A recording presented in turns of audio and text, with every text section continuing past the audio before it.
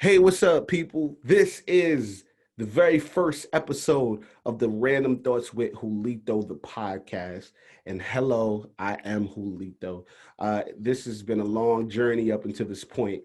Long journey. What started out as me just doing random videos talking about life and what's going on in the world, hashtagging it with Random Thoughts with Julito about 3 4 years ago, to now I decided that I'm gonna let go of my perfectionist ways. I'm gonna let go of all the what ifs in my head, and I'm just going to jump in it, and I'm going to start this podcast. And this is the very first episode. If you don't know who I am, I've been an actor for almost 15 years.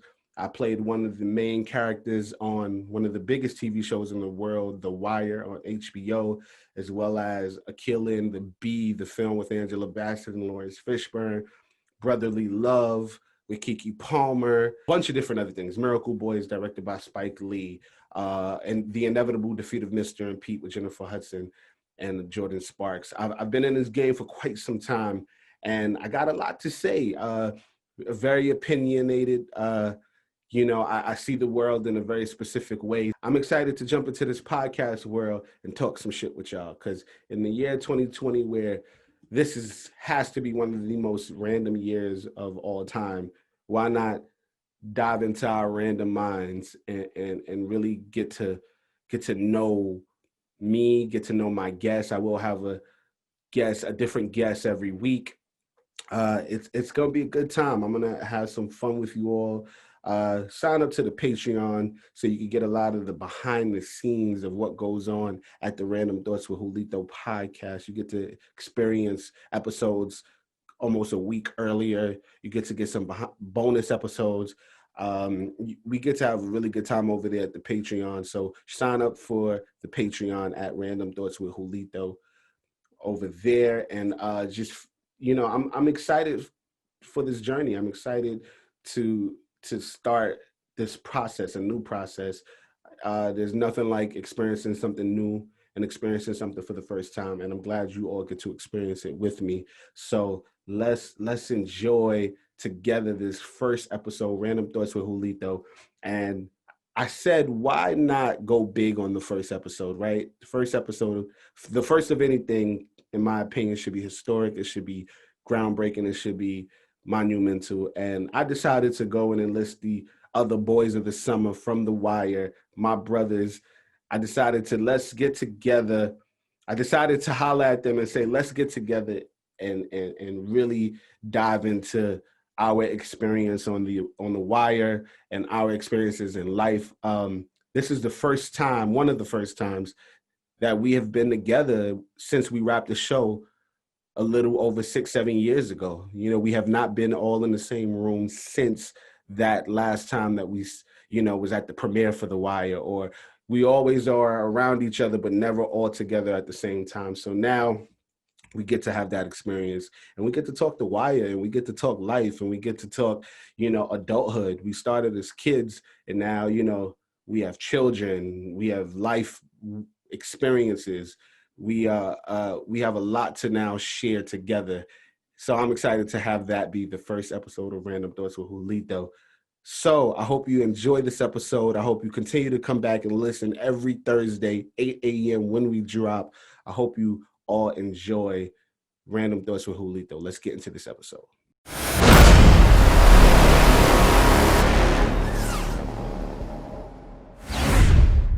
Welcome to the very first episode of Random Thoughts with Julito, the podcast. And because this is my inaugural episode, because this is a special moment. Good word, sir. Good word. You know what I'm saying? Inaugural. I'm working on my words. Because this is my inaugural episode, I had to have it be a historic moment. So I decided to call my brothers Mack Wilds Maestro, the boys of the summer, to come. I decided to bring us together and have it be a moment in time, because we haven't really been in the same room all together, even though right now we're not all together. Shout out my brother Jermaine. He couldn't make it today, but we all haven't been all together and talking the wire and talking life and talking all random shit. We haven't done this a lot in the last few years since we finished the show.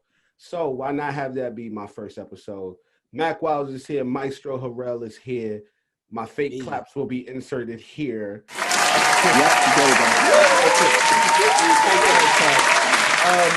Fellas, man, thank y'all for being here again, my brothers.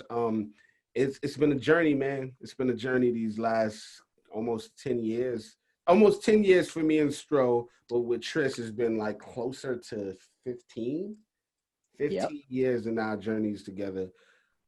I want to, before we get into the wire talk, before we get into the boys of the summer talk, I want to know with both of y'all, first off, how you doing? I hope you're well. I hope your families are well. How's quarantine life been treating you? How's 2020 been treating y'all? How y'all been doing, man?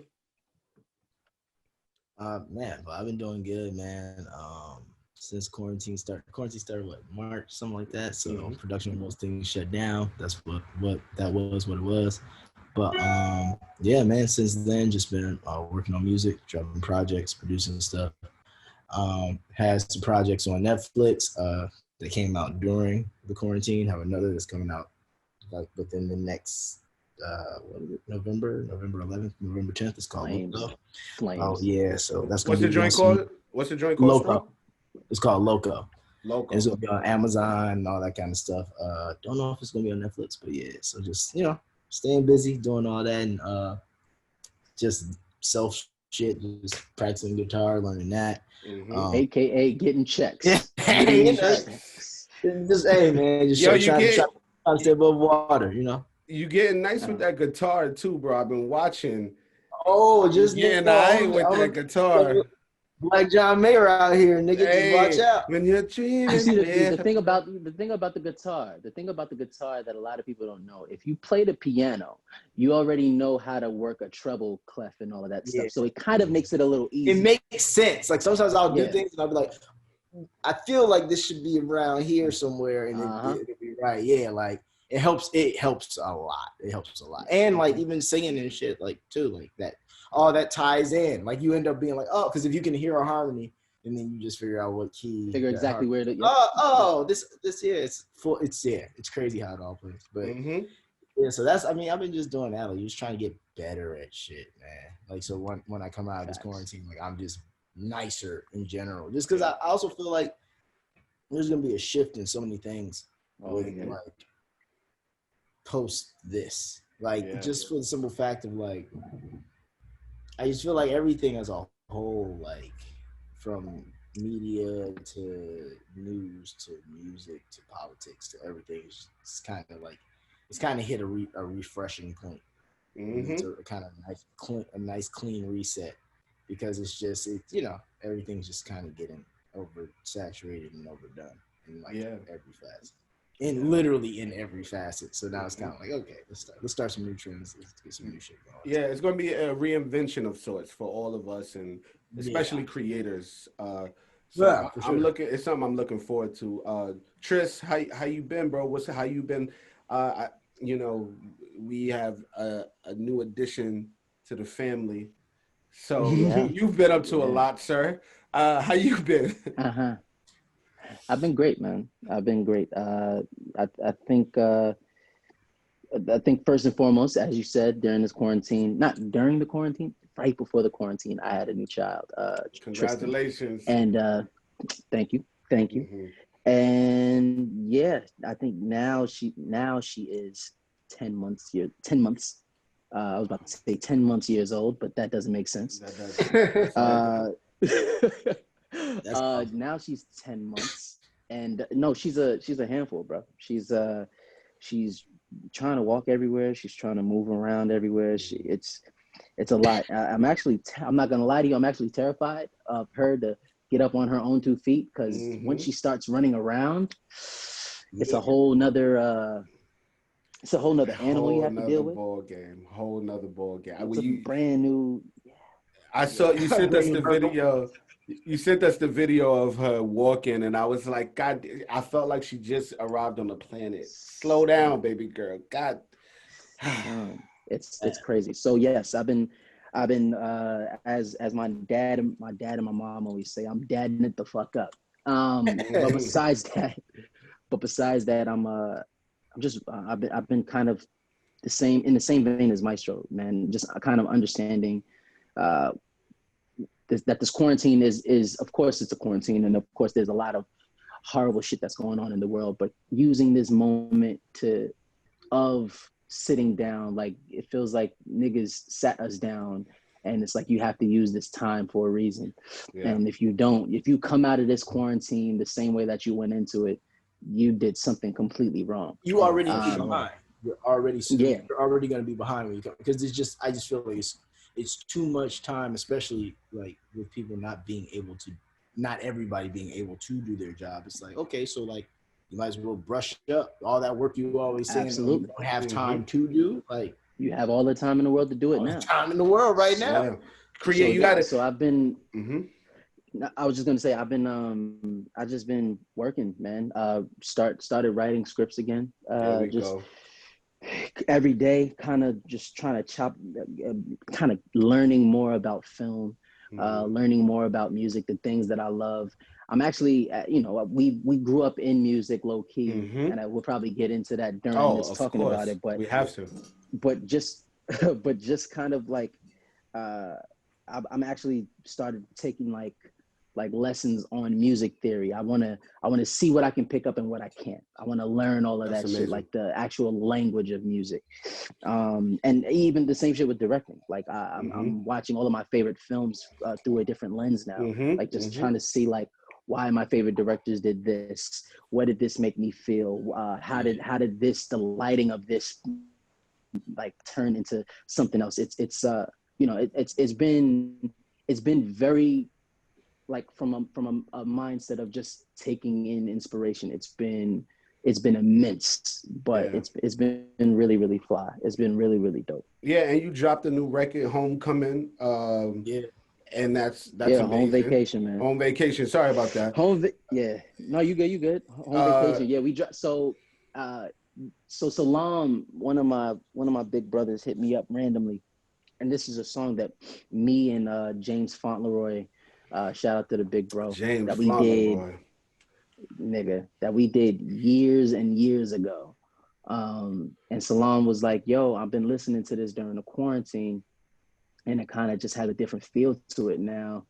Understanding, everybody has to be in the house, and understanding, you now with the child. He's like, of course we wrote this about a girl, but now it feels like it has different meaning. And I was like, let me listen to it again. And after a while, it just was like, you know what, this actually does make sense. Let's shoot the shot. And I wrote it with James years ago. I directed the video myself, edited it myself, and just put it out there for the people, man. It's really good, man. I'm really proud of it. It feels like it was a journey to get to that, right? Because we all started as kids, man. I mean, Maestro started way before us as like a real infant, but we all facts. We started as kids, and now to see that we have families and that we're taking more of what would I say, control of our careers. And we are now stepping into, like, even though we've been adults, we're stepping into a different level of adulthood, and especially in our careers, that's very very special and very different, and it can be scary, but then it's also beautiful when we get to watch what we all create. Like Stro with all his music, and he then DJ'd and wrote these records and produced these records, and with both of us being dads now, right? And that's just a whole different ball game. But then creating our own families, and even me with this podcast, I was supposed to do something like this years ago, but was nervous and didn't know if I had a voice and didn't know. And then I did the Wire Watch Party all quarantine long, and everybody was saying, yo, you good at this, why not do it? And here we are. And also with Tris, you even having your own podcast. These are all steps of that I feel like we're taking into reinventing ourselves. 100%. And now, absolutely. And now the world gets to experience that. But all of this, in a sense, started where people really got to see us for the first time, which is The Wire, which is us becoming the boys of the summer. So I want to definitely dive into that. For y'all, before The Wire though, before the Boys of the Summer, where did y'all get y'all like start? Perhaps, right? Was there a moment or was there a time where y'all decided this is what I want to do? Acting is what I want to do. This is the road I want to go on. Where was that moment for y'all? Like, you want me to go here? All right. Yeah, go ahead, Maestro. For me, man, it was young. It was really young. My parents, my parents put me in it. They named me Maestro, but music was actually the original first playing. And then I think when I got about 4 or 5, somewhere around there, like people would tell my parents, they're like, "Hey, like, you're like a cute kid. You should do like commercials and stuff." And so then I went from like, I did like a couple McDonald's commercials and like a couple like little things like that. But what I feel like what was the thing was when I did the like Mike commercial. And that was like, that was like the thing though. That was like, oh, okay, like, yeah, you should keep doing it, because that led to like me having my own show and then all this other stuff. So like it, like, but that was probably the piece of the puzzle that was really like, oh. I have a question about that. So, how old were you when you did that? 9. I was 7. God, 7. Damn. I want to know what the energy was like, especially being from Chicago. Oh, so doing the motherfucking like Mike. Nah, what was that's that like? classic. It was dope. It was dope because obviously like Michael Jordan. I'm from Chicago, so it's like Michael Jordan. Like he's the guy. And there's no one. Kobe hadn't formed full formed yet into who he's going to be. Like it was Jordan. So that was crazy. But what's even crazier is like the story I tell people all the time. Like the story is like, if you watch the commercial, there's like a scene where you'll see like there's 4 kids and me playing basketball with Jordan, and there's like hella scenes of just me and Jordan. So the way it started was it was supposed to be those kids, because they had like a girl, they had like the Asian kid, they had the white kid, they had all their angles covered. Somehow it ended up they sent all the other kids to the back, and so all their parents are sitting back there like, oh, they done with y'all? But then my dad's standing back there alone. And they're like, what the fuck? Like, my dad said he's never felt a more hostile environment. Like, he was like, those parents were like, hot. What? And then they released them. Damn. Yeah. So it was like, and then I ended up having like all this B-roll with Mike, and we're like, so that was crazy. And then like he signed the ball. What was Mike like during that time? Because we got to see him during The Last Dance, and I didn't expect this type of Mike. What was he like for you? He was, I mean, from what I remember, I was super young, but like, man, he was super cool. Like, he was like, we were cracking jokes. Like, one thing he was just really impressed that I was like really like well spoken and articulate and like say yes sir, yes ma'am, like things that my parents like super trained me to do, because they knew like, my parents understood how society works, so they knew like it was good. But yeah, so like he was just like super nice, super chill. Like I said, like he signed the ball for me and he didn't have to. Like he legit, when it was over, I remember this, like he was asked for my dad to come out. He met my dad. He was like, man, your son's so well mannered, man. He's like, I wish my boys were like this. And then he was like, he grabbed a basketball and he's like, can I sign this? And somebody was like, no. And then they passed him a Spalding and then he signed it. Product placement, okay? Yeah, I was like, yeah, that's some bullshit. I was like, I gotta remember that. Can I sign this? No. Okay. Give me one I can sign. But yeah, it was really dope. And then, like I said, I wanted to dribble that basketball so bad though. My dad, of course. Of course. Wait, so you still have the Spalding basketball Jordan signed for you? Yeah. And I have a Grant Hill Pistons jersey. That's random. Yeah. But no, that's I did a Kellogg's commercial with Grant Hill when I was younger. God. And then what was cool is around that same era, I did a McDonald's commercial with Scotty. So I did a commercial with both Jordan and Scotty. Yo, you were a So it's commercial wild. hoe. You were a Oh, sports you know, commercial hoe. I was like commercials were my get. You For were sure. a sports I got commercial. around. I got around. You In the got around in commercials. the commercial. Yeah, but that's classic though. And then from there, what was kind of before The Wire? Because I just remember, and I know Tris could also probably attest that, like when you came, they were like talking. You were the shit. Like coming into The Wire, like they were like, 200%. "Oh, this dude is in 200%. Asia right now at the Disney World, and he can't make it to this first Yeah, audition." he's singing for the Prince right now. I was like, what? I was like, What? wait, hold on here. So what was kind of that next thing that took you over that hump before The Wire? I think so. Before The Wire, so then I had my own show. It was called Guys Like Us, and so that was that came on UPN. And then I didn't do TV for a while, but then I did like theater. So then I did The Lion King. I did the Chicago production. It was like the Cheetah Tour. So I did Chicago production or The Lion King. So then it was like really, I was like, I would say, and then in that time too, I had done like Ali and Barbershop and like little spots and like that. I'm about to say, don't forget about Ali and Barbershop. That was in between that. So, but it's like, I would say, Ali was a big point. But I think even to this day, the thing that just keeps it going is like, oh, it keeps going. Okay. Like for me, that's what it is. Like, I'm like, all right, as long as I keep putting up shots and like, if, as long as a few of them hoes keep going there, all right, I guess you want me to keep playing. That's what we do. Like, you know what I mean? Like that's all it is. Because I love it. I know that I have a talent for it. And it's just one of those things like, yeah, you just gotta, I think that's what it is too. The more you're in it, the more you're just like, like you're not going to get them all. Yeah. You're not even going to get 50%.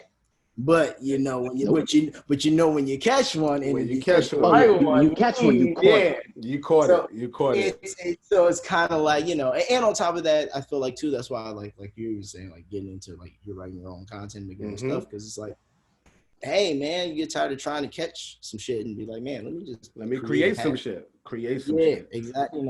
Let me move some shit out the way and actually just because I know this will work. And at least like, I'd rather work on my own thing than, being out here trying to tap dance for a million of other people's things. Which still at the end of the day won't even go 3 episodes. So what are we talking about? Like, you know what I mean? Like, that's a fact. Like, exactly. Tris, what about you? What was the start for you?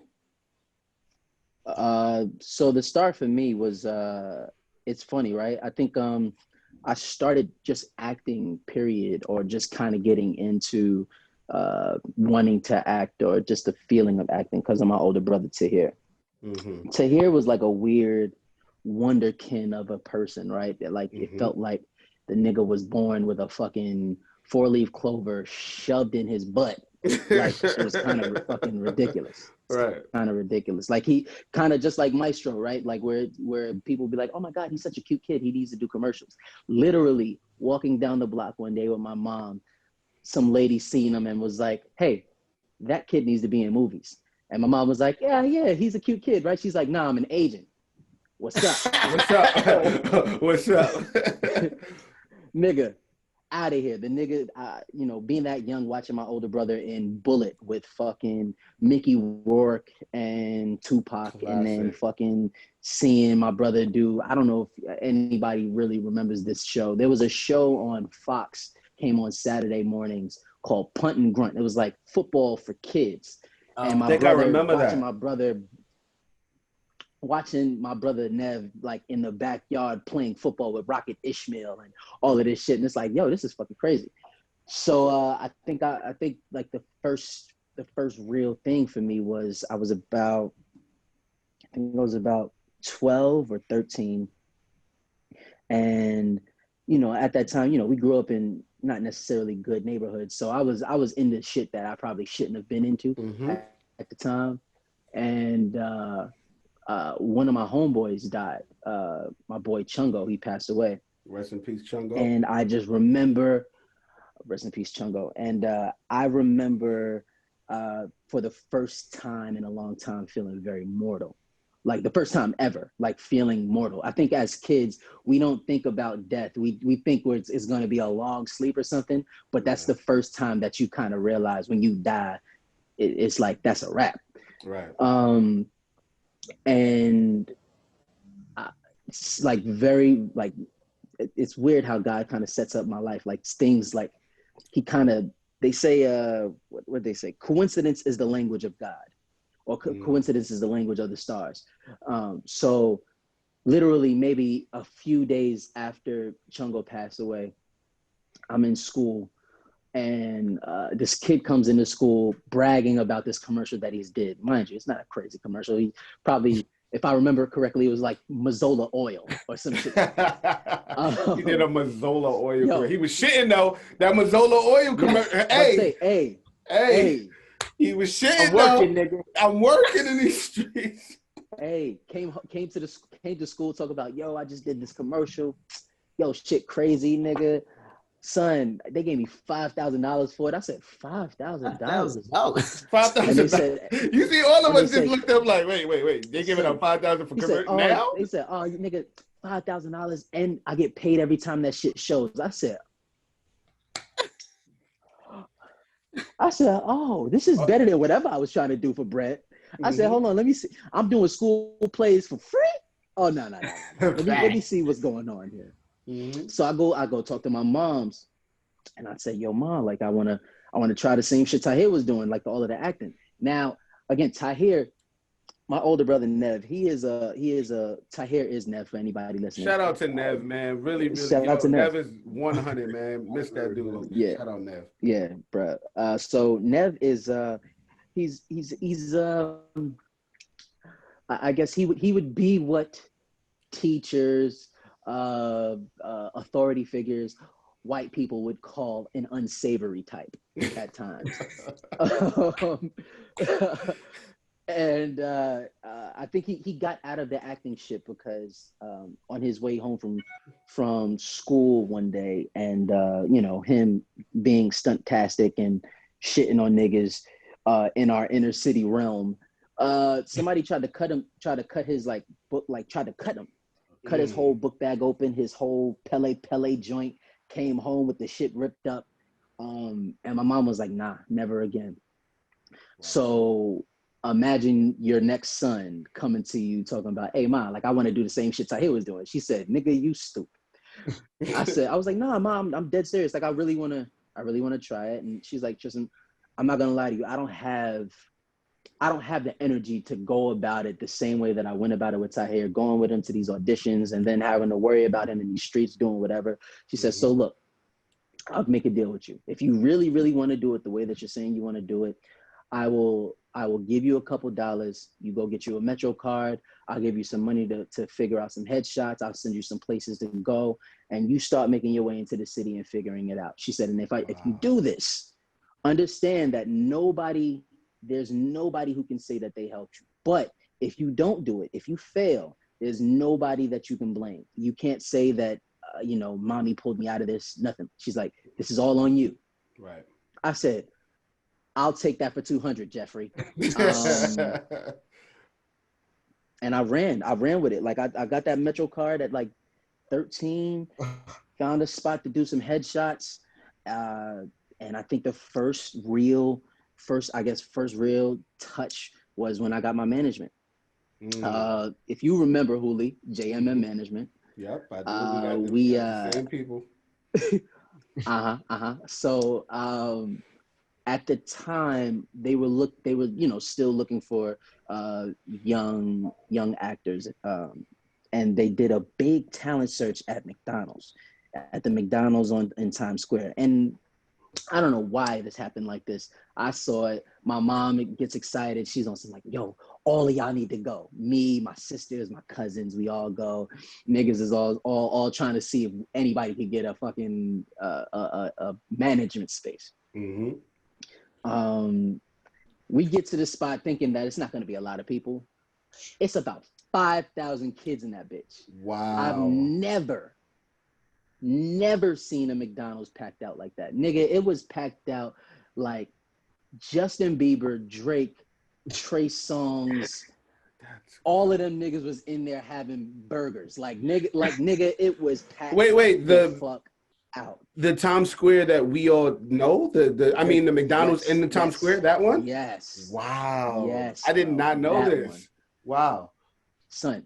So complete COVID violation. It's packed out. Oh, that can never happen. Nigga, that didn't age well. That didn't age well. Bro, everybody's getting it. It was a super spreader for sure. So again, you have to you have to stand in this line, and you have to perform a cold read in front of the managers. So for anybody who doesn't know what a cold read is, they literally, when you walk into a room, they hand you a piece of paper, they give you a few minutes to kind of read it, kind of commit it to memory, whatever. You go in front of people without fully understanding it, and you spit the shit out as best you can. So literally waiting in line to get into the McDonald's to go upstairs. I'm reading the lines, waiting in line, reading the lines, finally get in front of my managers, Elise, Jeff.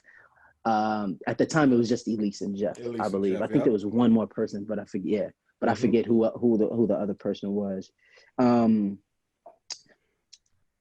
They put us all in the line. I think they brought us in like maybe 10 at a time.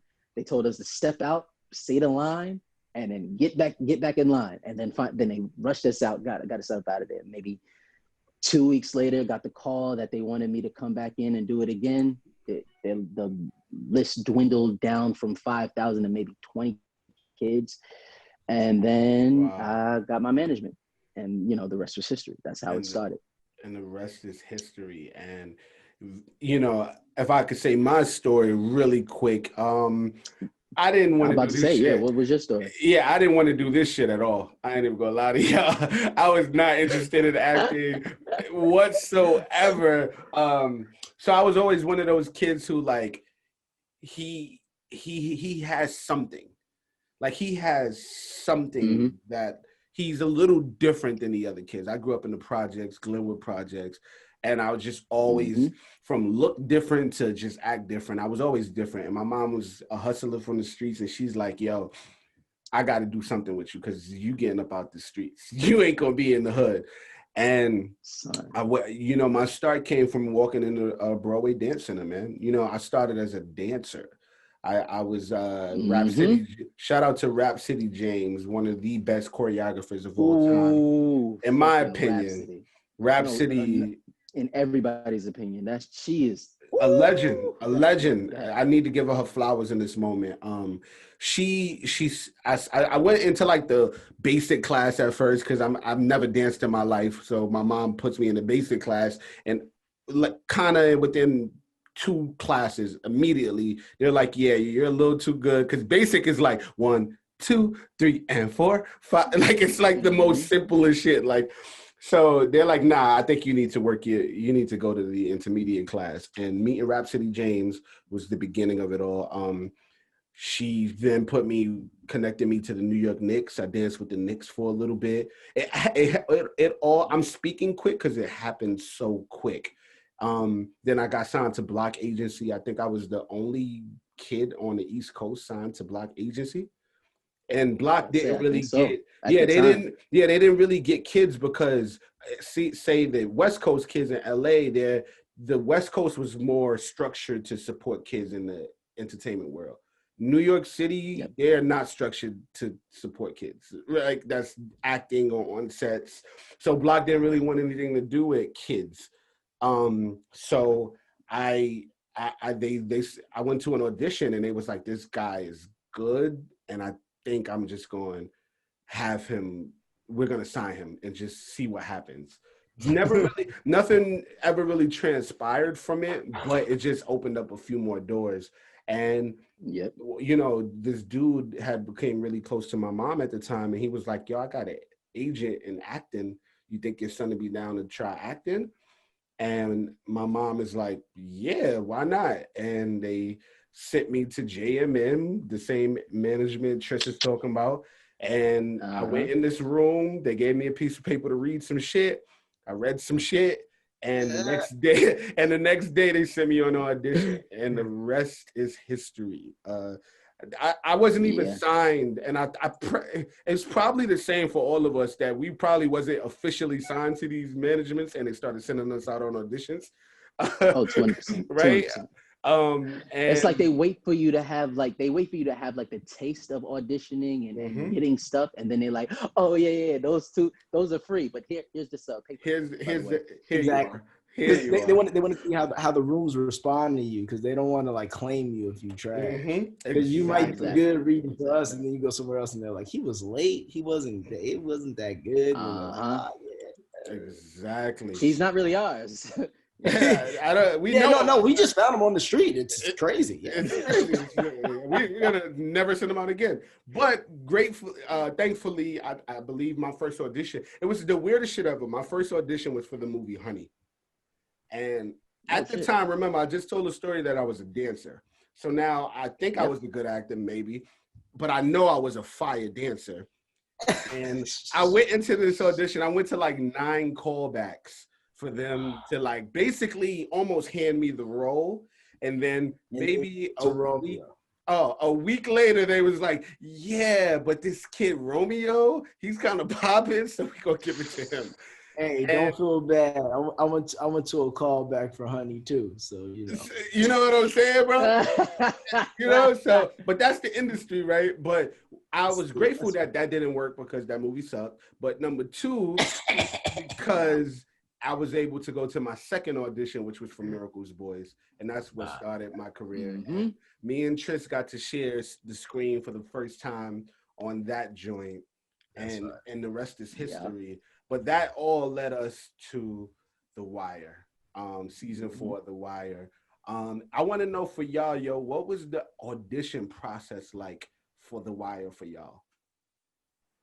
Well, first they had me, I went to a casting office in Chicago, and they had me read for Michael. And after I read for Michael, they were like, hey, there's this other character we want you to read for.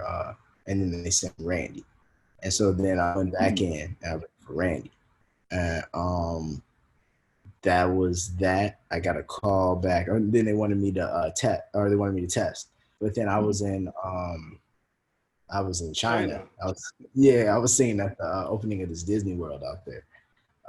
And so very, very nonchalant. I was just singing at the opening of the Disney World. Just a Disney World. That's all it is. Just hey man, it was cool. To Disney World. It's crazy. Yeah, they didn't have one in Hong Kong. It was my first time in Hong Kong. I've never been to Hong Kong, nigga. I need you to act a little more excited that you was in Hong Kong, because I ain't been there. China is a one of a kind place, but it's dope. It's dope. Like I went back was it 2018, and I did some shows. I did one in Taipei, that's in Taiwan, and one in Shanghai. And it's like it's fire just seeing like the other culture. It's insane to think like it feels like if you think New York feels crowded, imagine like twice as crowded. I can imagine. Like people like you're literally on top of the person next to you. That's why it's crazy to it's scary to think like anything like coronavirus related over there. Like it's like there's so many people. Like it's crazy. It's literally insane. I wonder what the apartments are like out there. Like, do they have big apartments? Weird. Yeah, I mean, you have like they all live together in one building, in one apartment. Yeah, bro, it kind of be like there's a lot of places like that where there's like a communal bathroom type deal, or there's like I mean, obviously, like I said, if you're getting bands, like which of course, yeah. So there's like the nice buildings and shit, but like normal, it's really it's a lot of people in very confined spaces living basically on top of each other. It's crazy. It's pretty wild. So you didn't make it to, but it's a dope, Yeah, it's special. But you didn't make it to that first test screening, right? No.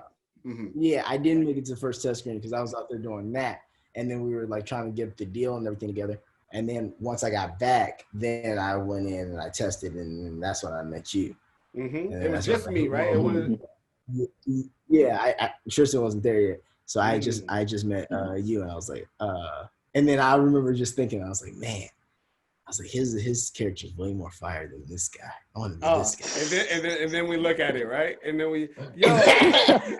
I'm like, yeah, but this guy has a home at the end. Like, shit. No, but we didn't know that. I remember. Yeah. We didn't know that time. I'm not gonna lie. Before I get to you, Tris, I remember getting the script, and if you even watch the first episode, especially as kids, right? And I know I can speak for myself when I say my mind wasn't where it is now. I was a kid, nope, like not at all. So I remember reading this first script or the first few pages. I don't even know if we got a full script. And I was like, oh, Naaman is lit. He got clothes. He got this. He got that. I was like, yo, at the time, I think they were talking about having Naaman have a girlfriend of sorts. I was like, oh, Naaman's lit. And then you look at it and then I'm like, for me, when I watch it as an adult, I fall way more in love with Randy, Michael. You know what I'm saying? Like Naaman is amazing, and I think I did good enough work, but I fall in love with Randy and Michael so much in the first season and season 4. But Tris, what was it like? What was it like for you in your audition process? It was very similar to Maestro story, which is hilarious. When I think Elise called me, told me that that there was audition on the table for a television show called The Wire. Now, me and mommy were fans of The Wire. Like we just literally maybe a year before that were just watched the 3rd season ending and was wondering how they were even going to come back after Stringer got killed. And I remember reading, like, once Elise hit me and talked about it, my first thought was like, man, this shit about to be whack. They about to have kids on this. How does this shit gonna work? This don't make no sense. Wow. I need some hood shit. Anyway, I first got the pages for the character they wanted me to audition for. They wanted me to audition for Randy. And yeah, that's what I'm saying. It's very, very similar to Maestro. Oh, that's crazy. I never knew you auditioned for Randy first.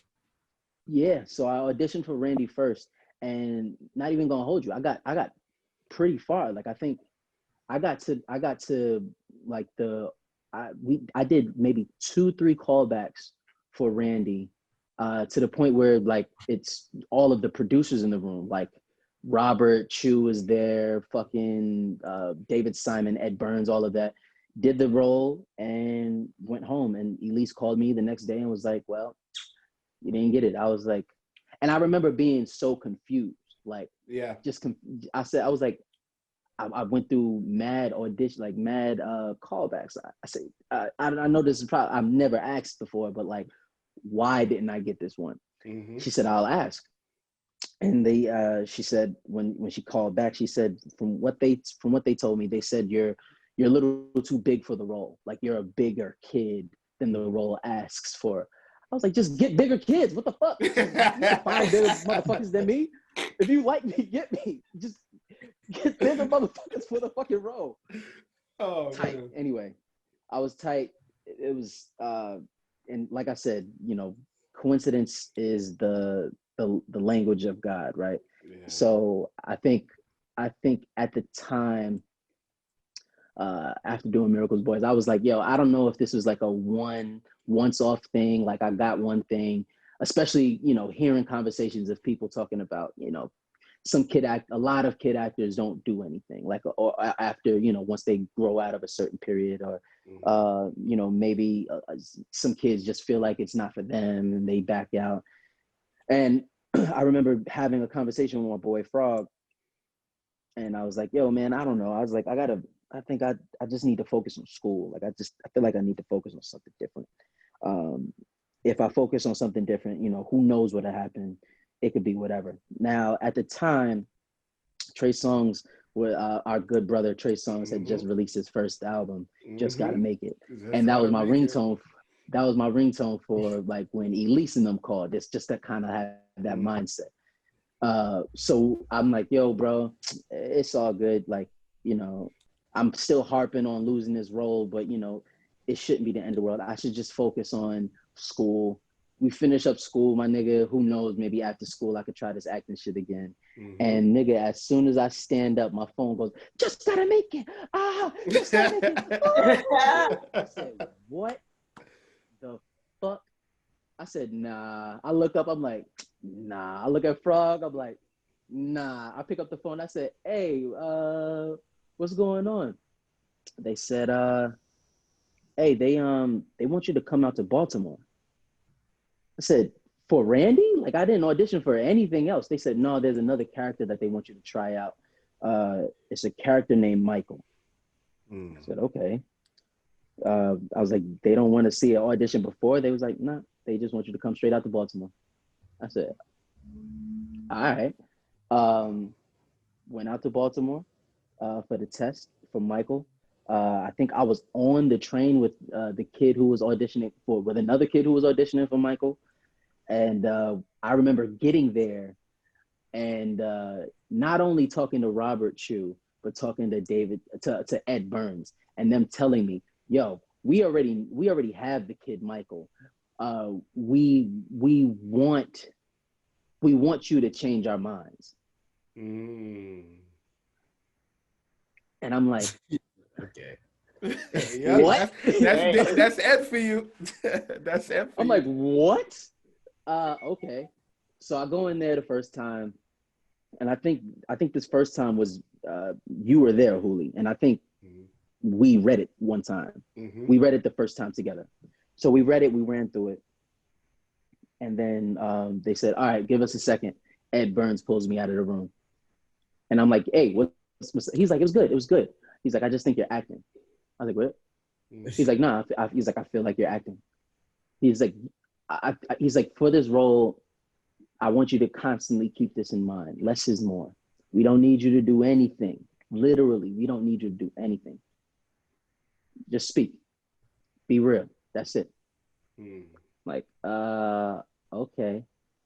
And I remember before I went back in there, just hit thinking in my head, like, this nigga don't even got a lot of lines anyway. Like, what the fuck do they want me to do? I remember that. Before I'm gonna let you finish, but I remember Michael not having that many lines. It was like, yeah, all right, cool, like shit like that. Yeah, bro. Like in that audition, I'm like, what do they want me to? I said, he doesn't say anything at all. Like I said, all right, cool. I'm gonna go in there, and I just remember. I remember going in there and thinking, okay, he wants me to not do anything. I'm literally not going to do anything. I'm just going to sit. I'm just going to chill. And like, as we talk, you know, and I think the scene, if I remember the scene correctly, you could correct me if I'm wrong, Juli. The scene is like, it's supposed to be like me and you on a rooftop talking to some shit.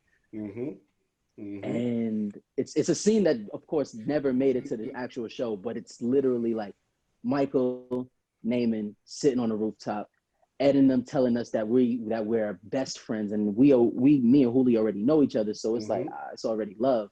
We already know where we're pulling from when it comes to that. But I'm like, so I'm just supposed to sit here and as he's talking, just be like, yeah, yeah. So literally, I felt like I did as little as I possibly could, and they were like, thank you. And I hate for anybody who doesn't know the whole audition process, after a test, it's the worst time. My nigga, son, your emotions, you tense. What? My nigga, because you're sitting there for the next 2 weeks, like, maybe I could have did this better. Maybe I could have put a little pizzazz on that. Yes. I'm gonna tell you the moment Super it is. Bowl. That's the Super Bowl. Even worse than the Super Bowl. I'm gonna tell you the moment it is. It's the moment right before, say you're on Who Wants to Be a Millionaire. You're at the last question, son, and you answer the question, and that moment when the guy looks at you and says, "You got it." That moment right there is what we deal with right before we know we about to hear from an audition. So I think it's another situation where I'm just sitting there with Frog talking about, like, son, it's been 2 weeks. I don't know how long this shit's supposed to take. I'm like, yeah, you know, that school shit sounded better and better. You know, I need to just go to college. Here comes Trey Songz ass again. Just gotta make it. I said, oh my God. Nigga, my sister runs out. My uncle runs out of the house. For some reason, my uncle was at the house this day. Everybody's like, yo, did you hear? You got the part. Oh, I'm like, how did y'all know before I know? What the fuck is going on? But yeah, it was crazy. Yo, all our stories are so similar. It's hilarious, but mine is maybe just a little different. I don't know. I think y'all know this, but the week before I got the audition for The Wire, I went on another audition and they had me fill out a questionnaire. And in the questionnaire, it was, "What's your favorite TV show?" And at that time, I wasn't really watching TV like that. I was in the streets. So I didn't care about it. I was more worried about women. And so my mom is like, "Yo, you should put The Wire." And I was like, "What's The Wire?" She's like, "Oh, it's the show. It's on HBO. It's dope." She said to me, "If they ever have kids on this show, it's going to be amazing." This is what my mom says to me. So I said, I put that as the questionnaire, boom. Don't get that audition. The next week I go in and I get an audition for The Wire. And Elise and first off, I want to say Elise and Jeff Mitchell done got a lot of money out of us. A lot of bread out of us. Because they had two of their biggest actors on one show at the same time. They got us, okay? But so I go in for The Wire, and at this time I was working. You know what I'm saying? I had just came off of Miracle Boys. I just did A Killer in the Bee. I was. And I think what helped me early in my career, fellas, is that I was so aloof to it all. I really didn't care about acting, so I would go in auditions and just be like, "Let's do it." Like, I didn't understand the gravity of these gigs. You know what I'm saying? Yep. So I went in The Wire, and I never forget. I walked in and I see David Simon with this Baltimore Ravens jersey. And he looked mean as fuck. Ed Burns is in there. Nina's in there, and I just do the lines, his naming. And 2 days later, they called, my agents called, managers called, and they're like, "I think you got the role, I think. But they want to figure some stuff out, but I think you got the role." And I was like, "Okay." Like, it was really like that. It was, I swear, and not to diminish the process, but as a kid, I was just like, okay. And I remember, it's funny. So I'm on the train I get picked up in the car. I'm going to do the screen test now in Baltimore. And I get picked up in the car, and the guy's like, "Oh, the next person I'm picking up is right around the corner." And I'm like, "Oh, interesting." We drive literally around the corner from my house, and we pick up this kid, and he's going in for the other Michael. Ooh. And so imagine, him and I are talking the entire ride from Brooklyn to Manhattan. And I'm like, "Oh, this dude is dope. Like, oh shit, you auditioning for Michael? Oh, I'm naming." And we're talking. Then we on a train and all that shit, right?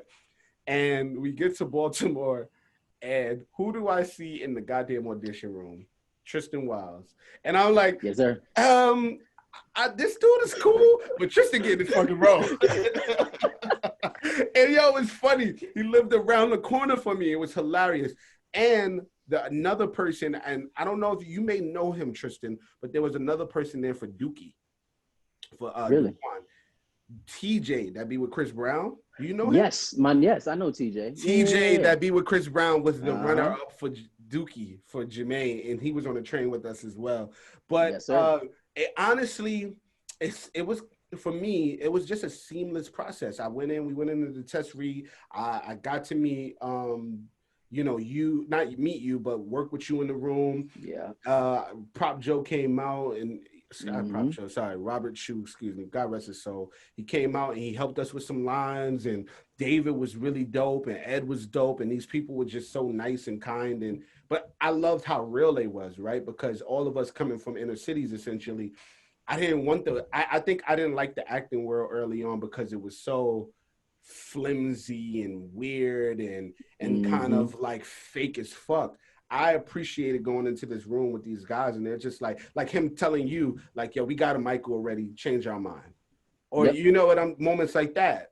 It really meant a lot to me. But then they called me back probably a week later, or however long. And then they was like, "We want you to come back because we got Randy now, and we want you to read with Randy." And I come back and I meet Maestro, and I'm just like, this shit is forming like Voltron. Like, it's forming like Voltron.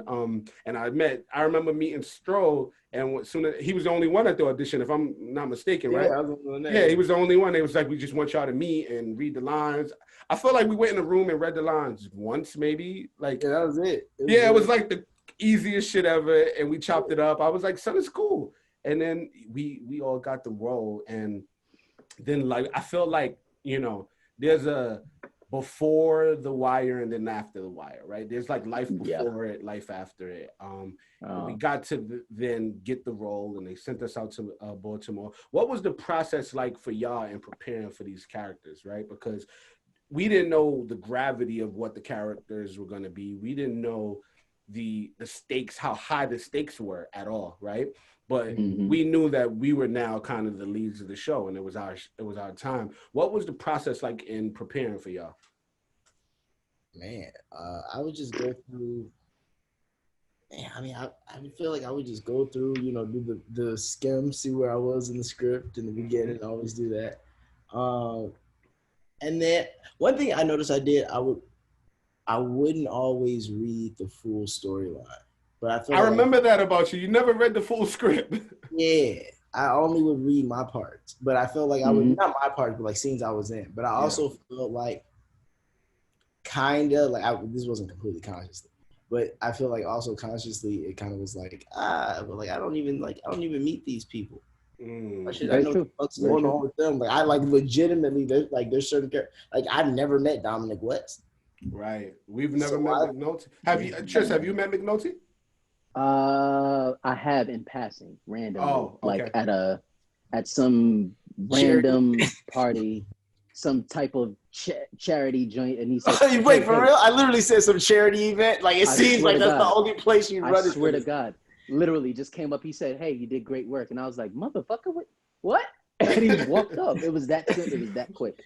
I've never met him either, but yeah. But that's my point. So it's like it's kind of like, why do I know what's going on in his whole storyline? And like I met him in real life, so I damn sure don't meet him on the show, right? So, you know, so that was kind of cool. And I will say it makes like watching it better.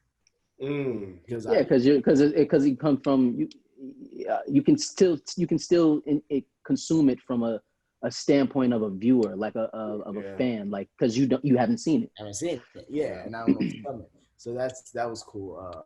But yeah, but I also feel like that was kind of the point too of why like that was their way of not giving us the scripts all at once. Yeah, they didn't want us to do that. Like a lot of people didn't realize that we didn't know what would happen to our characters until it happened. Maybe a week before we shot, if that. We would be in the middle. We shot from like 8 a.m. to like 8 p.m. every day, Monday through Friday, essentially. Maybe having 1 or 2 days off throughout the week and then the weekends. But we would be on set and doing the work. And so we wouldn't know what our characters were up to until we kind of got the scripts. So it was, you know, I want to shout out, before I get to you, Tris, I want to shout out Prop Joe, Robert Chu, for looking out for us and really guiding us on this journey. I know for me, I don't know if I would have formed Naaman into who he was without a Robert Chu. You know, I know I remember having an idea of who Naaman was early on, but it took some time to build him, and it wouldn't have been who he was on season 4 without Robert Chu. So God rest his soul. Shout out Robert Chu, who played Proposition Joe. That's why I keep saying Prop Joe. But Tris, what was the process like for you early on? Because they sent us out to Baltimore. What was it, like a month before we started shooting? Maybe. Yep. Just about kind of like just to give us like I guess the quick lay of the land. I remember one of the first times that we all went to the production office, and they had JD who plays Bodhi there, and a few other people. Kind of, it felt almost like a scared straight moment. Yeah, it was like an initiation. They had everybody there to be like, listen, man, this isn't a place to play around. You know, I know we're doing a TV show out here, but they call it Bodymore Murderland. They kill people out here. And I'm like, all right. I'm from Brooklyn, nigga. I don't care. Like, nigga, what are you talking about? What, nigga? We in dangerous situations being black men. What the fuck? I ain't worried about this shit. I ain't worried about Baltimore. Not to interfere really quick, Tris, but to me, y'all, Baltimore was the nicest place ever, yo. I had a fucking Baltimore was beautiful. Baltimore was so nice, bro. And then people even were the nice hood too. Niggas was nice. Yeah, bro. I remember one time we were at one. I forget. I think we were shooting one time on the block or something like that. Nigga, the drug dealer got upset and was like, "God damn, these niggas always shooting on this block." Just packed up all of his drugs and just walked off. And just walked off. Wasn't a problem. It was. Nigga, I had somebody's mom come out and like, "Oh, I fried chicken. Y'all want to come in and get some?" Nigga, what? Baltimore was a very nice place, I will say. They treated us well. Baltimore was a great spot. They treated us well. But go ahead, Tris. Yeah. I think it's very similar. I think I didn't know how to build a character, and I think I was very much in the same mindset as you, Juli, where I liked doing the acting thing because it kept me out of doing random hood shit, but. Mm-hmm. I was more happy just to be the fuck out of school than trying to think about acting anything. Like it to me, I was like, the one thing that always stuck in my head is like, nigga, I am fucking 15 years old with my own apartment. What the fuck is going on? Like, my mama ain't here. Like, the only person I have to worry about is my older sister, and she's just as fucking crazy as I am. Mm-hmm. It's like, shout out to Leah.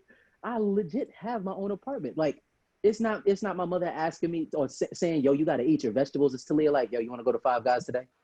How you feel? Yeah, I'm not gonna lie. What we doing, nigga? So I want to let everybody know that wasn't our experience. That was solely Tristan. We were with our parents. Absolutely. Tristan had I remember going over to his crib and like, oh, this shit lit in here. They barely nigga.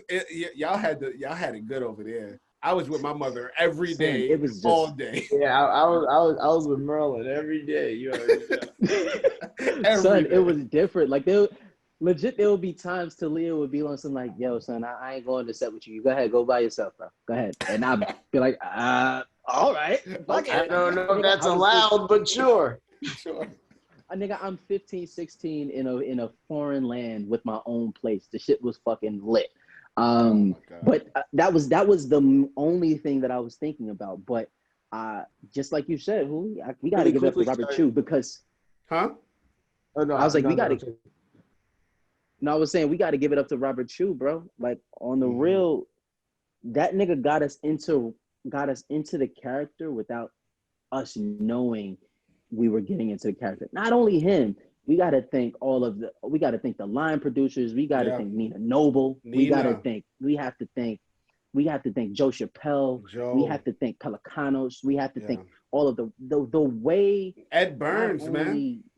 Ed Burns. We spent a lot of time with Ed. I think because there was a point where Robert Chu stopped coming to the set because we had it.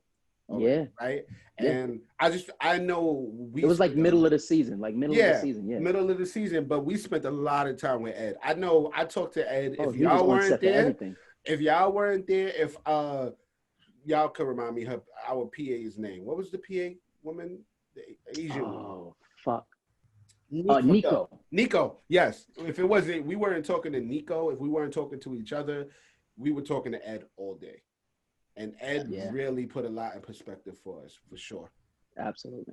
So, but I think a lot of the stuff that you guys see, that you guys were watching us kind of go through, a lot of times was like they set up ahead of time. Like you see a lot of the scenes where, especially from the middle to the end, where you start to see kind of the boys splitting apart, and then when you actually see them back together, their energy is different. Mm-hmm. And it's because specifically they would split up our school times around that time. Mm-hmm. Like Maestro has to go to school at this time. Tristan goes to school after he leaves. Juli goes to school at a different time. Mm-hmm. We keep these two people together. We keep these two people, like it started to get to a point where they were isolating us so that naturally you would see what was happening on screen. And then the way that they edited, the way that they the timing of everything. Like, for example, season 5, if you haven't seen it, sorry, this is a fucking spoiler. You should have been watched the show. Should have watched it. It's over now. When Michael kills Snoop, yeah, nigga, they made that Snoop's last day on purpose so that the emotions are real. Like, nigga, I'm in the car with somebody who has, this is like my big sister. Like, even through, like, between seasons, nigga, she's coming out to Stapleton to come check me in my crib, nigga. Like, this is my real big sister, and I gotta off her. And this is her last day. I'm finishing her check. Like, I'm like, nigga, moments where we're just sitting in the car and we're like, damn, this is it. Like, this is about to be it. And they wait for her, like, her last scene is the scene where she's getting shot. And once she gets shot, she hops out of the car and she's on some, like, I'm done. The illest shit was, again, like I said, it was Snoop's last day. And I think she understood how nervous I was, or just how I felt about me being, having to kill her character. And it was her last setup, like the camera, it's that last setup that you guys see, the one camera angle with the car. You see the flash, her head jolt, fucking me get out of the car, take the gloves off, walk off. And right before they even say action, I know the line that is most prominent in everybody's head is, yo, how my hair look, Mike? You look good, girl. But to me, the line that always sticks out isn't even a line. It's kind of what she said to me before they said action. Nigga, she has the whole head wrap, all of the shit on, for the squib hit and all of this shit. And she has the glasses on. And she looks at me and she's like, don't worry about it. She's like, you know it's all love. And I'm like, fuck. And they say action. And they say pull the trigger. Fuck. Wow. This shit was fucking crazy. So again, it's a lot of it was, you know, Robert Chu teaching us and how to be the characters, but then a lot of it was just like how they put everything together, how they put everything together. Them niggas is architects, bro. Yeah, that shit is different. We were all just in a moment, and I think we didn't realize we were in the moment until the moment would happen, and that's what I think happens with young people, is that these kids are so oblivious to this cruel ass world. And I think even so, we were oblivious to what the world looked like in the Wire front. But at the same time, we would be in positions. And I remember my last scene being with you, Tris, where you smacked me up. And I didn't see you again, essentially, like after we shot that. And that's episode, 12 of 13. I didn't see you again. And me and Stroll, we didn't see each other for like 3 episodes before that. Like, we started with us all being together every day, all day, at school. If we weren't at school, I would come to Stroll crib, I would come to your crib. Like, that's how we started. And then all of a sudden we just didn't see each other, and it worked so well for the production. But it was also like bittersweet in a sense, because it created something within us, but I think it worked for the show. What was and a shout out to Snoop, man. Powerful scene. Speaking of powerful scenes, for y'all, what was like some of the toughest scenes to shoot? The hospital scene for sure.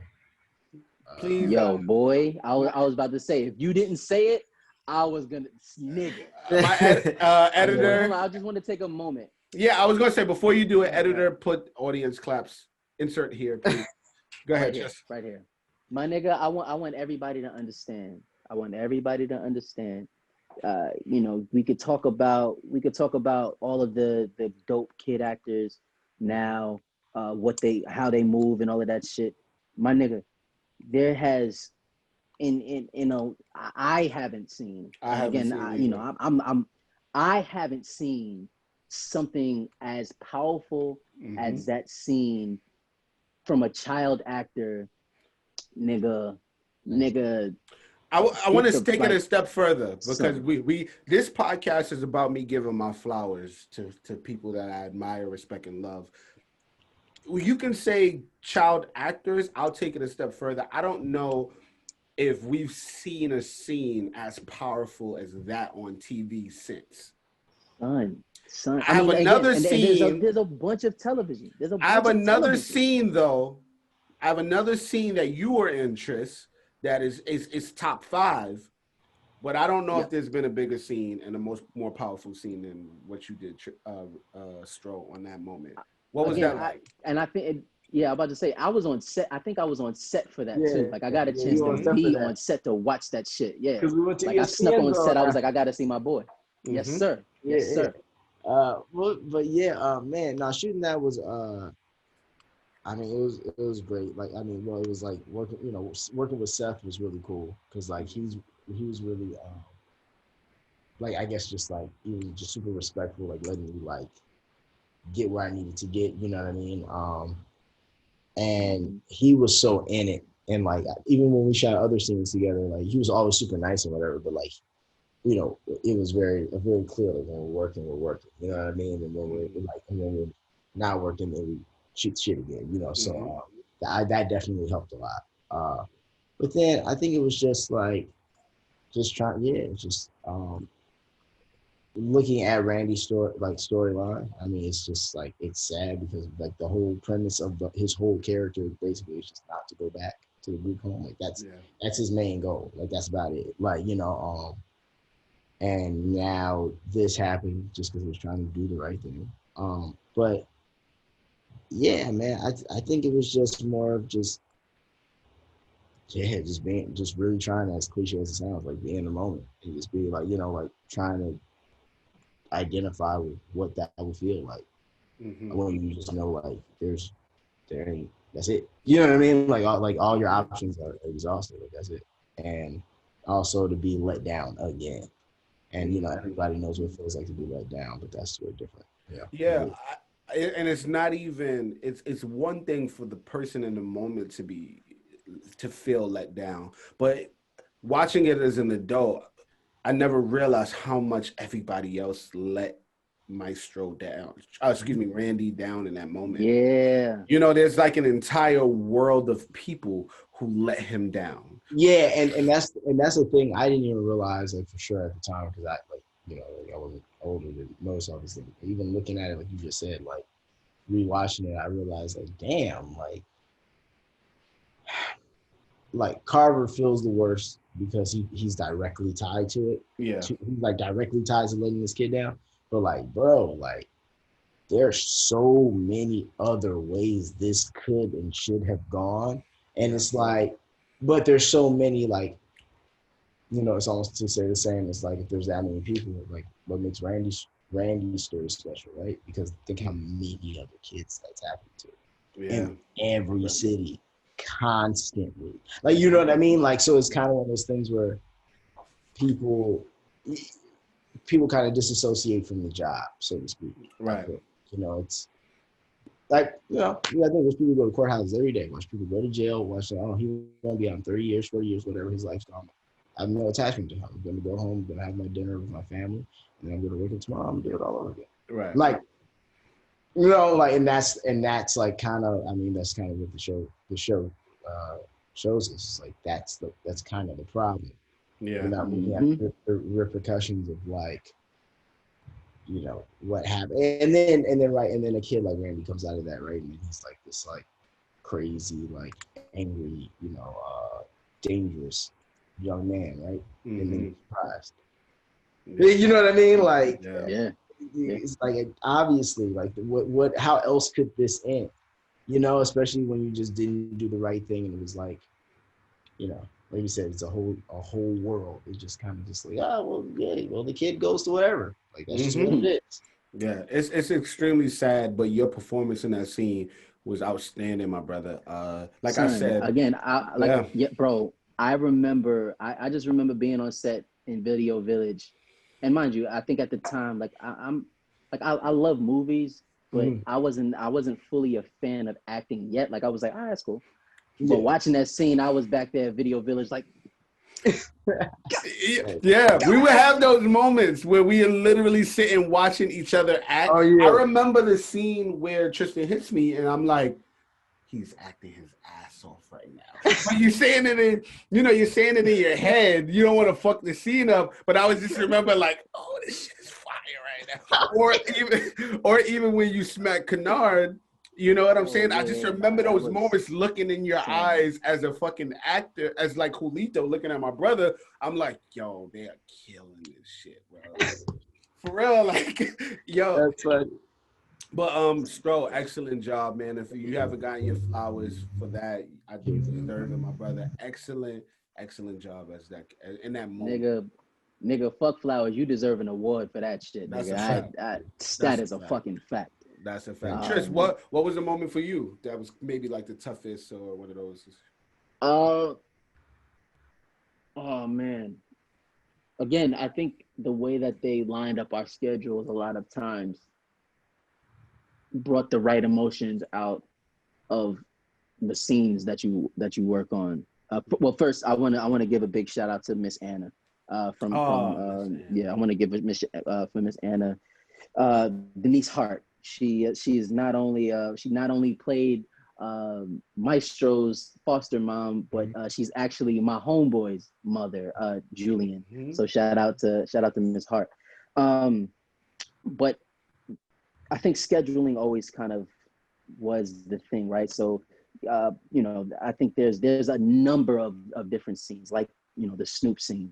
Snoop again is like my big sister. That one, doing that scene as easy as it seemed or as simple as it seemed, there was so much behind it. And I think that kind of lent itself to what you watch on the screen, right? How nervous Michael looks with the gun in his hand, the frustration scene in Snoop's face. It's more than just about Michael getting a drop on it. It's like, damn, nigga, this is my last day. This shit's crazy. Yeah. So a scene that was very similar to that. This is all one scene, but it's broken up into two scenes on screen. Talk about it, because I'm about to give you your flowers. So you do your part, and I'll do mine. It's the scene where Michael, after he's killed Snoop, where Michael has to drive his little brother out of the city and then find a place for Dookie to go. Now, again, they did it so that, again, this is the character who plays Bug. This is his last day. Mm-hmm. Keenan, that was his name, Keenan Bryce. This was literally his last day shooting. And mind you, he's a kid, but they are making sure that his mom is telling him, yo, this is your last day. This is the last day you're going to see your big brother. Like, this is the last. And he's like, what? This doesn't make any sense to me. Mm-hmm. So we're in the car talking about it and all of that. And before they even roll cameras. And I feel like it feels like sometimes they they don't press play on the camera just long enough so y'all can really get y'all emotions worked up. Like, y'all are really, we're really in there talking like, damn, son, this shit is wild. But they'll wait until we actually on some like reminiscent type shit, like, yo, man, don't worry, man. This isn't gonna be the last time I see you. I promise. Like, all right, we're ready to shoot now. So you guys wrap it up. You guys wrap this up. Let's. All right, camera's ready. Camera set. Literally. So that scene to where I'm dropping off Bug. I think that scene fucked me up just because, again, you start to build a relationship with this kid, especially over the course of 2 years, and then you kind of go back to, you start replaying memories. And I remember, like, beginning of season 5, like, as soon as he seen me, he ran up to me, gave me the biggest hug, like he was my little brother in real life. And that, so to feel that in the beginning, and then to go to the place where now, like, I'm pushing him off, nigga. I think you even hear it in my voice during this take. Like, my voice cracks, like, because I'm trying my hardest not to cry in that moment. I'm like, Michael, you can't cry in this, my nigga. You got your G Unit t-shirt on, like, nigga, you You can't. You got the nigga, the fucking 50 Cent white beater. Like, you can't do that. The thick line. The thick line. The thick line. Yeah, wildin'. Wow. Yo, can I say? I don't want to cut you off, but I gotta give a moment. As a person, as like a human being on the planet right now, I cannot watch that scene. Son, I can't watch the scene. It's that powerful. And you know, we did the Wire watch party over this quarantine, and when it got to that moment, I sat there and I was like, I can't look at the screen. It's too hard for me as a person to watch this moment, like, because now it's deeper than watching actors and it's deeper than watching a TV show. There are kids out here that has they're having those go through this right now, where they're no longer you giving away, you letting Bug go live with y'all family, or you having to drop Jermaine off. That's not just you letting go of those specific individuals. That's you letting go of your childhood. Yeah, absolutely. And which brings me to the second one. Yeah. The scene with me and Jermaine.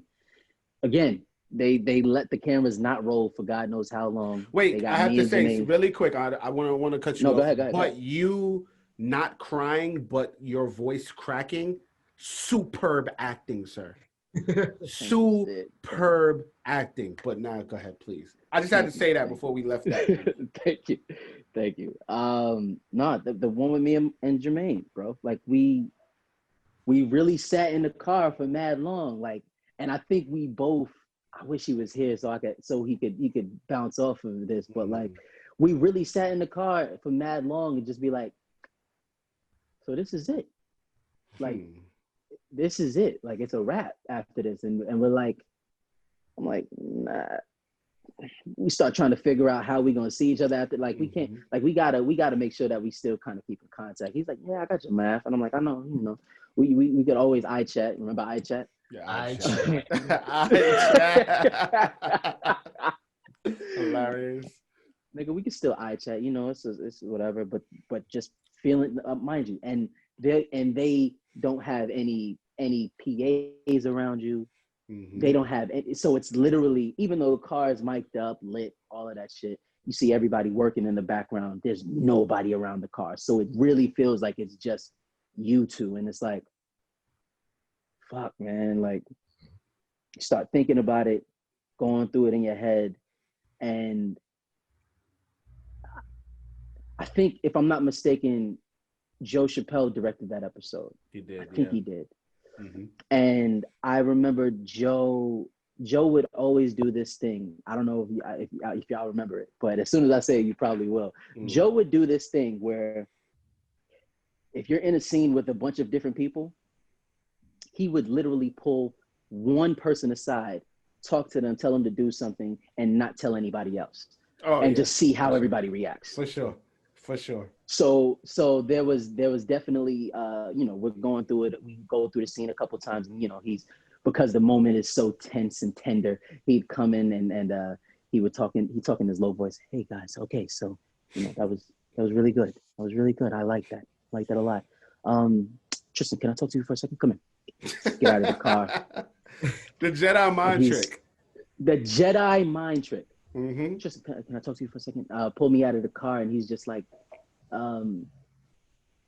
he said, and I think I was just playing it one way, and literally him telling me to play it a different way turned the scene into something completely different. Yeah. I think at first reading it, I was playing it on some like, when Jermaine's character is when Dookie's asking like, yo, remember that day, we made the piss balloons, I took a beating bad, but we got ice cream, and you bought all of us ice cream, or Naaman bought us all ice cream. You remember that? He's like, you remember? And I think at first I was playing it very much like saying I don't, because I just wanted to get him out the car. And he's like, yo, you really don't remember it. I was like, how don't I remember it? He said, just trust me. You don't remember it. Enough life has happened. You just don't. That's crazy. You don't remember it at all. He said, and mind you, didn't give me any explanation. It wasn't no scientific whatever as they do on all of the blogs now about our performance. He literally just came up to me. He said, "Yo, you don't remember it." I was like, "So like you want me to be thinking of like trying to find it?" He's like, "You literally you can scour your mind. You don't remember it." And he's like, "Go back in the car." And I get in the car, and of course, you know, like I'm not gonna tell Jermaine this. I'm just gonna play it. So you know, they have the double camera on us, and we're doing that joint, and he's like, "Yo, you remember?" And they do the pushing on him. He's like, "Yo, remember?" And I'm sitting there the whole as he's talking about it the whole time. I start trying to think about it, and just in the moment, I was like, I don't. And watching Jermaine, and like I can only see it through my peripheral, but watching Jermaine's face look at me and then be like, "All right. Bye, Mike. I see you around, Mike." I'm like, "See you, dude." He gets out and he walks. And nigga, I remember I didn't know if I did it right. I didn't know if it came off right. It wasn't until that show played that I watched how they pieced it together. And some of the best acting on the planet, for real. I just got chills hearing your story about it because oh man, what we did on that show is unlike anything on the planet. And I think it's crazy the trajectory that we went through during the beginning to the end. Like I remember there was just it felt like a flash. I remember there was just a moment where we would be in the office and we'd be singing the song from Anchorman. What was the song? He's like, hey, Ron, what's Rocket flight? Afternoon delight. He's like, hey, Ron, what's love like? He's like, love, right? I remember a little bit like when you wake up in the morning and it's shining bright. That shit was so funny. You know what I'm saying? And the Family Guy movie. Oh my God, the Family Guy movie. Wait, Stro, you put us on to all of this, right? If I'm not mistaken. Yeah, because I was watching all those kinds of. He had all this shit, right? Like, so Stro put us on to. Maestro put us. Remember Dane Cook, Vicious Circle. Oh yeah, Stro put us on to that too. Yeah, Stro had the fucking knowledge of like a 50-year-old. I think he put us on to all the shit that if I'm not mistaken. I know I was on Stro made my first MySpace page. Like because you were on Skonex. I was on Skonex. We were on Skonex. We were on Skonex. Stro made my first MySpace page for me. Because I remember when I was shooting Noir, I made my first Facebook page. When it was just for college students. I wasn't going that far. That was a little too much for me. But MySpace, I was like, all right, I'll do this. You know, and then I got on that shit and got mad followers, mad quick. I was like, oh, Stro the homie, he done set me up for the win. This nigga had a top 18 and shit. I did have a top 18. He was like, nah, bro, you got to do top 5. I'm like, nah, bro, I know too many people, bro. I got to do a top 18.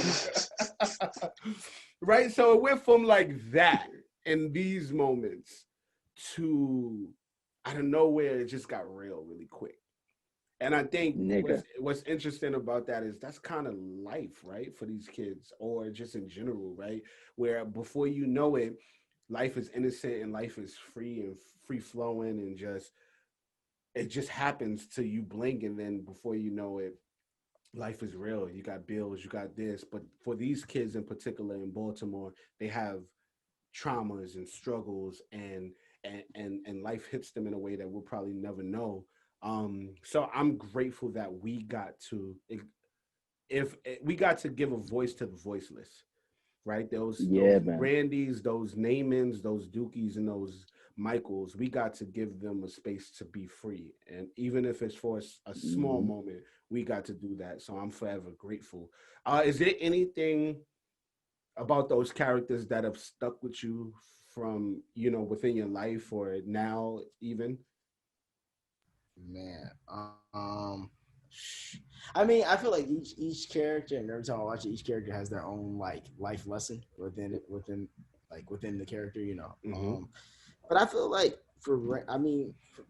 I feel like for Randy, it's just kind of just like, you know, you can't expect, nobody owes you, the world don't owe you anything. You can't expect anybody to just do anything for you.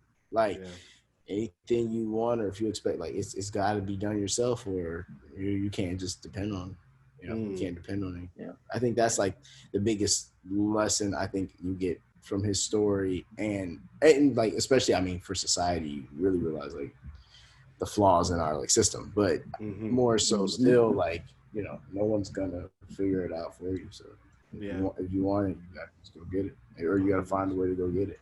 But, you know, shout out to Randy, who's always trying to do it legally. Word up.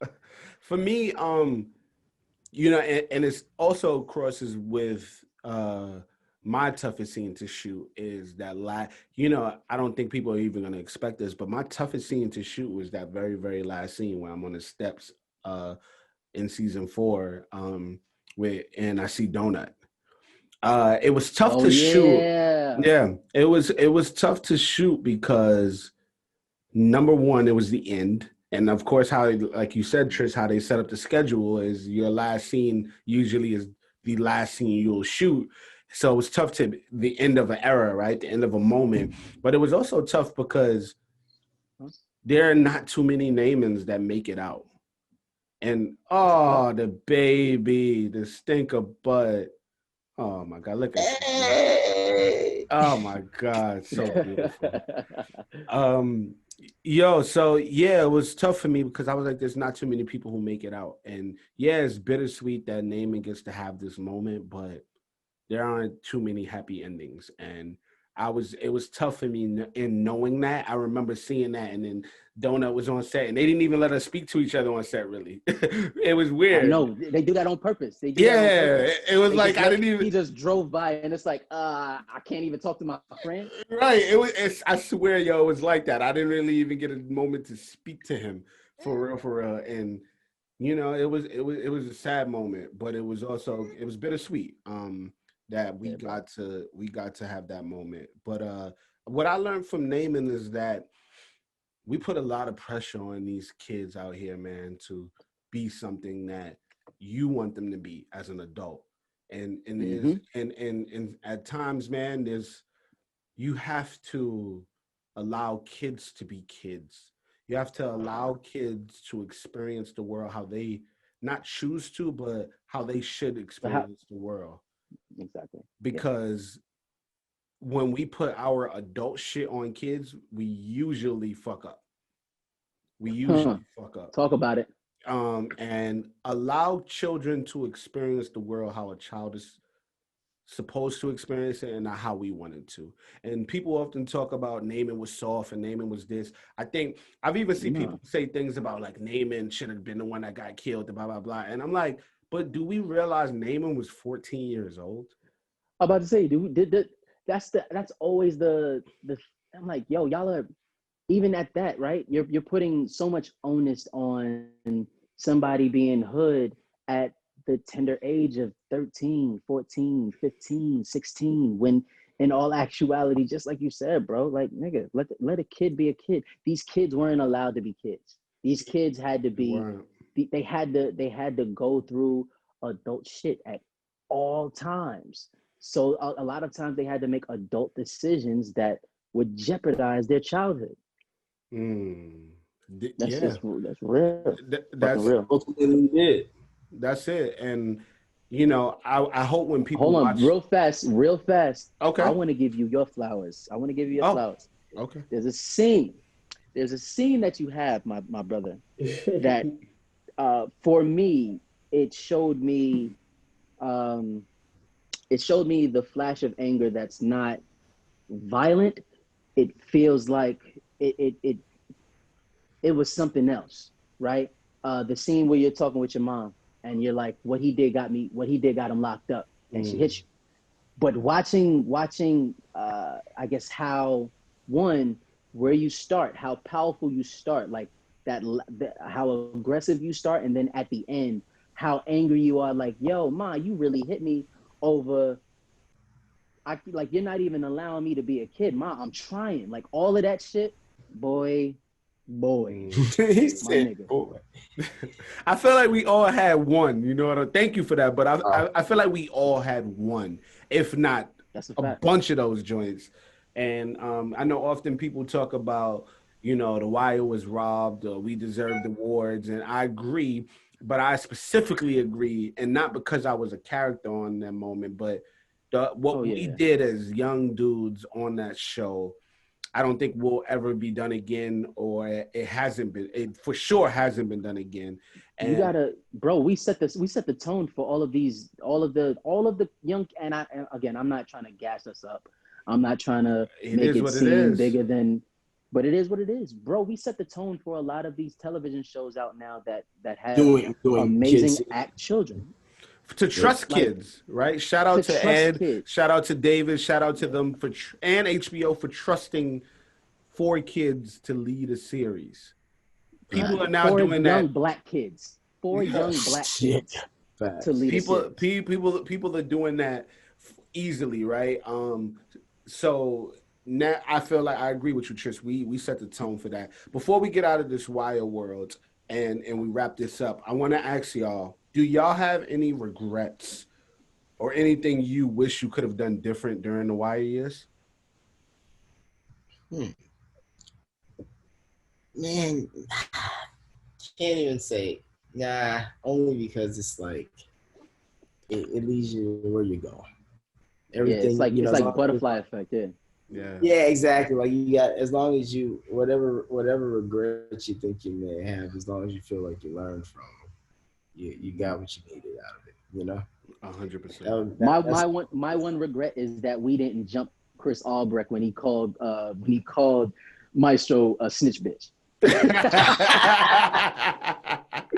We should have all swung on him. We should have all swung on him. We should have swung. You know my regret is that we didn't have Instagram, that we didn't that we didn't have Twitter, and that we didn't have Tinder.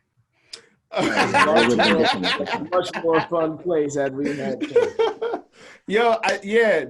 I think we would have never had to work again if we did that season during the time where social media was as it was. I think we would have never had to work again. But I have no regrets. I just think that so if we're talking Wire years, right? I would say something I wish I would have did different was spend more time with y'all after the show. Yeah, I was gonna say that too. Yeah, but I would just spend more time with y'all. Period. During and after. I think after that, I didn't see Stro again until LA when I moved to LA in 2018. Trish, I saw we spent all the fucking time together, but I didn't see Jermaine again also until, maybe like 5 years after that. I just wish we would have spent a lot more time together after right after those years, because what we experienced together we can never change it. It can never be matched. And we created a moment together, you know what I'm saying? And we'll never be able to, nothing can top that, you know what I'm saying? Yeah, we have our children, of course, that's number one, and our families and our life, but we have one moment in time, even if it was for 9 months, that we had together. And you can't, it was special. It was special. Before we get out of here, every episode, what I will do is allow the supporters, my support, oh my God, Tristan, just watching you so Tristan's daughter name is Tristan, FYI, and he is here with her, and she's the most beautiful thing on the planet. But every episode, I'm going to allow the people that support me, the people that watch the podcast, I'm going to allow them to ask us a question or bring a thought to myself and my guests. And so if you want to send a question or a thought in, please email me at randomthoughtswithjulito@gmail.com or hit my Instagram, I am Julito, or the Instagram of the page, Random Thoughts the Podcast. Hit us up if you want your question or thought to be on the episode. So this question is from Angel_Rebecca27 from Instagram. She asks us, if we didn't choose acting, where would we have been? Whoever wants to. In the streets. In the streets. I was good at basketball early on. Little early. Like, just heads up. So I don't know. Maybe I would have focused on ball. I went to school for journalism, so I'm using it here, I guess. But but basketball was life for me. So maybe I would have played ball. I don't know. What about y'all? I would have done something in either music, or if I would have went the school route, I would have gone law. I probably would have gotten the music earlier, or I would have I just like writing, so I could definitely see myself, even if I wouldn't became an artist, like a songwriter, because that's how I first started in the music, and then or just like a writer. Like I would love to be like a writer for The Source or Double XL, or one of the joints back in the days before magazines became non-existent. Word up. I just want to say to y'all fellas, man, thank you so much for being a part of this. My first episode. This is like a dream come true for me. And being able to spend this hour and a change with y'all is a pleasure, man. I hope I'm grateful for y'all. I hope that life gives y'all everything y'all want and need. Let the people know where they can find you. What do you have? If you have something coming up, what do you have coming up? Let them know what's up before we get out of here.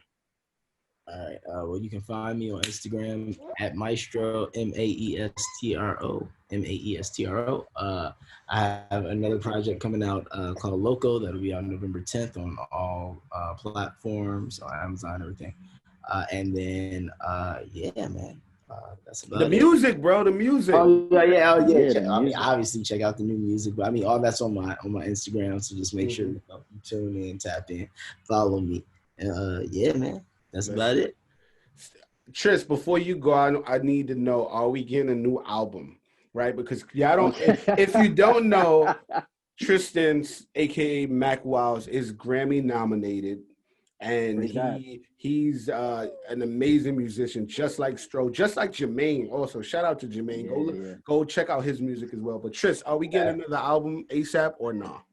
Oh no, we definitely are. I'm actually in the process of starting it up now. I just, I think not only quarantine, but just life experiences have given me enough time to kind of just like think, to take in inspiration and figure out like which way I want to go about it. And I think I'm ready to get back in the studio and just kind of like fuck around. I got a lot I want to say, and a lot of times it'll come out in blurbs. Like I'll sit down for like a good 3-4 weeks, and every day like write out like a verse, and I'm like, oh, that verse is hard. I'll put it down. I'll put it to the side. But it's gonna be a little bit of just kind of like dusting off the pen, getting back in with my boys, talking to the producers that I love the most, Salam Remy's, the DJ Campers, the Anwar Sawyers, et cetera, and just making the music that it would be the soundtrack to my life as it is now.